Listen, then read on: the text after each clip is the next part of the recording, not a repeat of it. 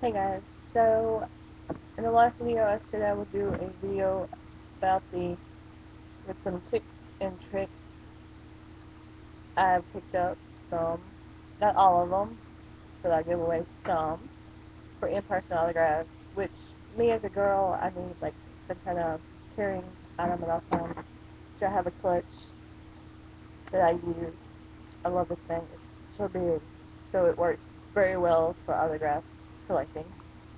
Which, like in the front little part, I'll keep like the ticket for the event, which actually is out of the thing for the last event with WWE. Then I'll actually put my sheet. Yes, that sounds a little weird, but literally sheet, the interview sheet. Um, this one is the very black, yeah, which they look like this. They give you, it's supposed to give you a little bit of energy. This is a new way to do energy. Let's see here. 0 calorie, sugar free, B vitamins, and fast acting. Um, B12 is the vitamin that you can actually buy to get that gives you energy. Um, but it has this in there, or you can get like a Stibby Life Water, which I don't have one beside me at this point in time, but I do drink them. I drink one of the ones at work that has like the B12 and all the B's in it, so it really keeps me awake at work. That helps a lot. But I think it was at Christmas, the day, Thanksgiving Day. It was Thanksgiving Day. CVS had these on sale for $3.99, and then you got a coupon back, rewards coupon back for $3.99. So I actually got them for free. So I paid for them and then got that back. Yeah, they don't work too well, but I like the concept because it's a whole lot better than having a Red Bull beside you because it's not as much energy and stuff in your body, and especially if you're standing outside for hours at a time. You don't need Red Bull. You don't need the 5 hour energy because they have stuff in them that can not interact with, and especially if you're taking like prescription medicine, check with your doctor before you even drink a Red Bull or 5 hour energy, Monster, Amp, the Rockstar, which I don't drink Rockstar. Only thing I drink is Red Bull. And the Rajay Stingers. I think they're still around. I actually found some. I'm gonna see. I'm gonna go buy some because I love those things. But what else is in here? A penny. A change. And there it is. My backup batteries for my camera, which these come in very handy. I need to get another memory card. Back here in the very front pocket is just some receipts from work. And I think this is empty anyway. Yeah. Um, Something to have you with you at all times, especially when you're doing autograph collecting for hours at a time. Have some gum or breath mints or something like that because your breath is going to start stinking eventually. And this is the Nicotine Ice new Split to Fit pack. Um, there's 16 in each pack, which I do have one in my purse, but I don't have it with me. I got a new one. You pull it open and you tear it, and it's a little tiny pack like this with 8 gums. Altogether there's 16, but this is the peppermint. I can get this at my job for 97 cents for 16 pieces of gum. So do something like this, or like the regular package of gum, whichever.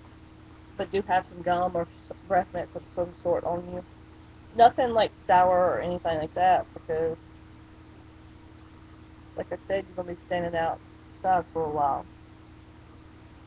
But anyway, in the inside compartment, and this sucker is so big, I'm so happy about this. And look at that. I could stick so much stuff in here. which of course for my trading cards, my eraser. Now these eraser is not just any ordinary eraser.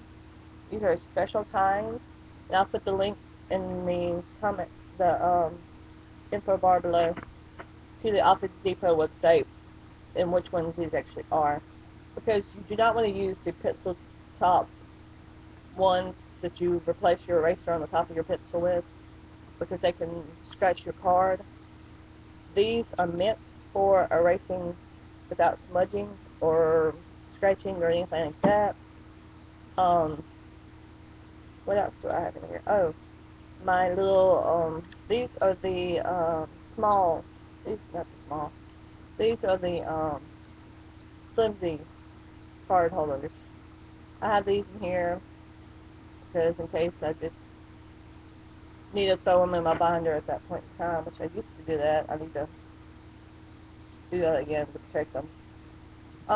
If I happen to have a card with me and know for a fact I'm going to get it signed, or I know for a fact the person's going to be there, and say I have a TNA card, say I'll throw Jeff Hardy out there for instance. He has done stints in both companies, WWE and TNA. Now, he's currently with TNA, but say I'm meeting him at a TNA event, and I have a WWE card I need him to sign. I'll pull that card out and put it in one of these hard plastic, these are the real hard ones that don't spin too easily. I'm putting a lot of pressure on this to bend this. I'll put this in here for the hard protectors. I mean, this is the hard plastic. These are the flimsiest stuff ever. These are the little flimsy ones you can get at Walmart for 93 cents for 100. This one here, I think it's like $3 for 30 or 50. I don't remember. But these, if you're going to do card collecting, is a very good investment. As well as these, you can't beat the price anyway. I keep 10 of these at all times in my little clutch thingy here. Now, of course, if you're a man, you can't carry all this stuff, but I can. Which, of course, I have index cards, because you never know when you're going to be needing something. Wow, I didn't know that was in there. I happened to bend back the card, and look, these were in my purse. The index cards were in my purse, so I pulled out a ticket stub for Snow White and the Huntsman. Good movie. And then, of course, you'll have to have Sharpies. I have Sharpies of all colors. My black retractable, which actually was funny. Matt Striker was looking for how to pull off the cap. You know, he's like, the cap's not there. What the heck? I'm like, oh, click it. It's one of the clickable ones. He's like, oh, okay. And of course, I have, for some reason, I have 2 silvers in here. I only need 1 in here. Silver. My red. This is a blue, actually, but it's like a midnight blue, retractable. And then my orange, which has the ultra fine and the fine.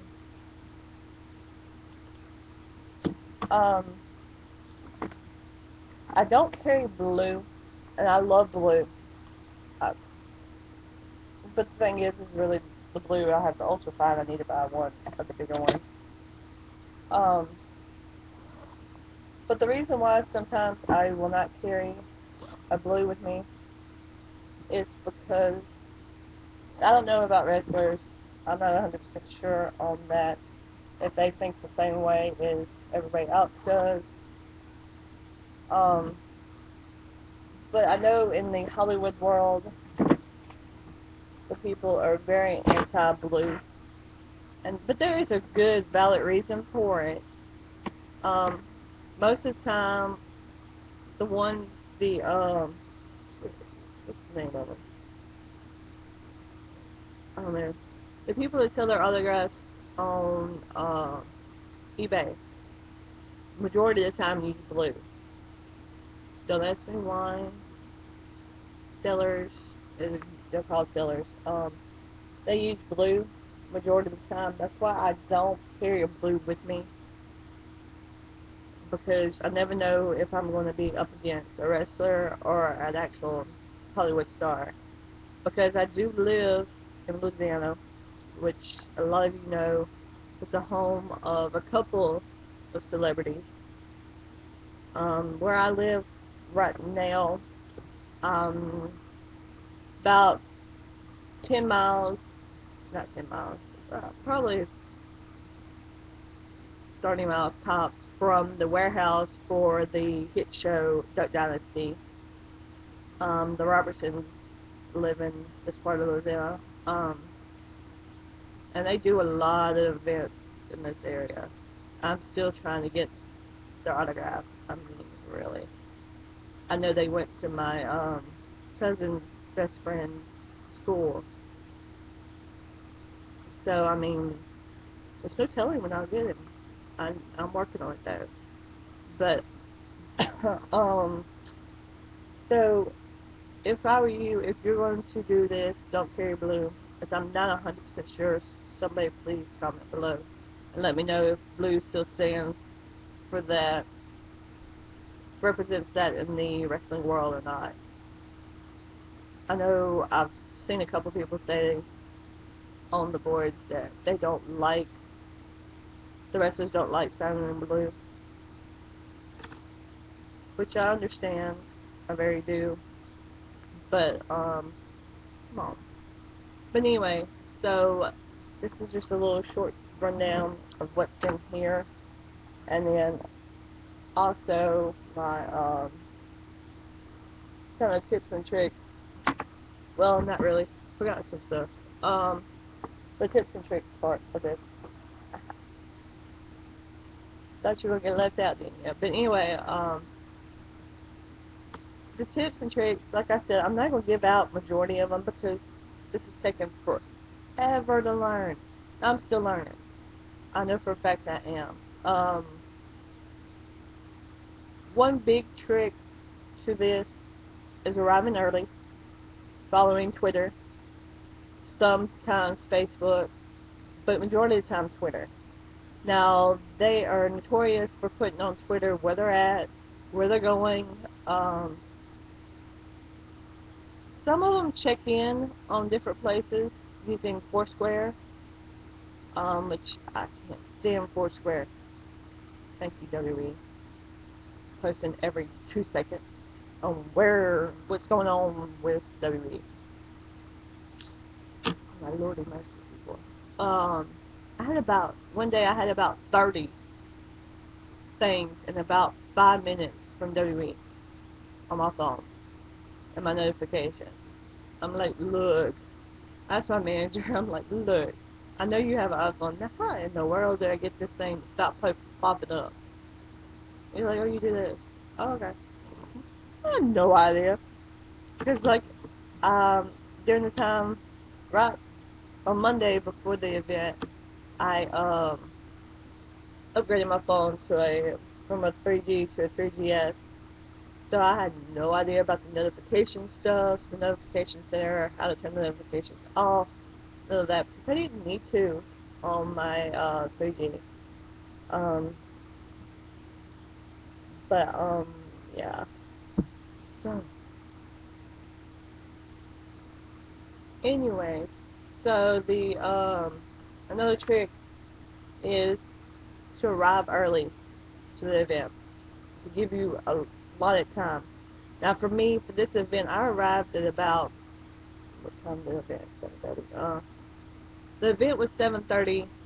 The doors were going to open at about 7, or a little bit before that. And I arrived at about 12:30, 1 o'clock. Now they didn't start arriving until about 5 or so. But all of them, they came in droves about 5. But I do know that they got into town before that. Doesn't spend the night in the town. But you can, like I said, check on Twitter and you can get kind of a rundown Um, I'm not going to get into the whole airport hotel situation because I cannot confirm or deny what hotel they stay in at any town because I don't know. Um, I don't even know the hotel for here in my town. I don't. Um, Now, airports, it's a hit or miss.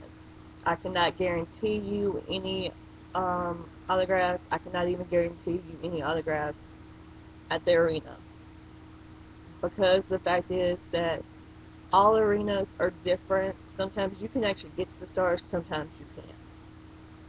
Now, I know, like, I think I saw a video online of a Backstreet Boys concert, which I know they're not wrestling, and they had, like, here is the fans all the way up here. I'll put it up here. And the buses and cars come down, and they're down here. I mean, so it's like about a big amount of space, so you can get to them. So that's understandable. But be aware of that, because that may very well happen. But know your arena. So instead of coming to an arena next to you that you've never been to, go before the event, the weeks leading up to the event, or the days leading up to it, and check it out. Scope it out. See where, ask the staff, where would they come in at, or something like that, because there's always going to be somebody moving around that arena. So know your layout of your arena, because that way you could tell where they're going to come in at, so where's your better chances of finding out, getting autographs, so, know the layout of your town. Now, if you have restaurants in your town that your town's famous for, they're most likely not going to be there. Or they will. Who knows? I know they have to eat at some point in time, so they could very well show up at any restaurant across town. Hotels. If there's a hotel next door to the arena, chances are they are not going to stay there. Unless that's the only hotel in town, then that's kind of obvious. That if they stay, now if they have to be at the next show, and it's about thousands of miles away, they're not going to stay. But if they do stay in a hotel and you do find out which hotel it is, don't hang around the hotel. Hang outside, do whatever. Get a room there so you have the right to be there. As I know a lot of hotels do not like people in the hotel that aren't supposed to be there. So, at airports, I have no knowledge, knowledge, no experience with airports, so I can't help you there. And I'm not, technically, I can't help you there because, like I said, I don't know anything, and then I'd just be lying. But I know a lot of people that do use that as the alternative to get to events. Not for, say, autograph collecting. I'm saying to get to events. And then kind of be aware of your surroundings. Like, say you're going on a vacation, and you know they're happening to come through where you're going. And you stop at a gas station, look around. You never know, they may be next to you. Who knows? They have to fill up at some point in time and use the bathroom, now come on. But, at the actual event, when you're trying to get autographs, be calm and courteous, please. Don't yell across the place saying, will you sign for me? I love you. I want to have your baby type stuff. Don't. No. No, girls. Come on, don't do that. And guys, don't be rude. Also, be courteous to your fellow collector. If you see somebody beside you that you know was there for autographs collecting, you could tell. Like me, I have my binder. um, be courteous to them. let them know who, say they miss somebody, say, we can only see so many people in one car. And some of these people do come in with multiple people in a car. Just say Jack Swagger and Santino were in a car. And say they had somebody in the back seat, Cody Rhodes in the back seat, for instance. You may be looking at the people in the front. The other person may be looking at the person in the back.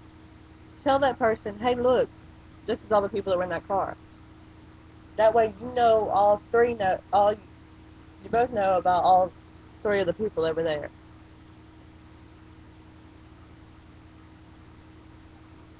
Anyway, so that's pretty much the tips and tricks I could tell you that I know from experience. There is some people that will not sign. If you have 8x10 photos, I know Daniel Bryan and Sheamus, we ask you who to personalize it to. They will. Or if they don't, tell them your name. The name that you want it personalized to. Because the fact is, they are going to personalize it. There are no ifs, ands, or buts about it. They are going to personalize it. That is something they do. They don't personalize trading cards because there's not enough room. I've been told this from numerous people. At point blank, asked them why they do it, and they said because it was just easier that way. Because if an autograph is personalized, the person cannot then go and sell it.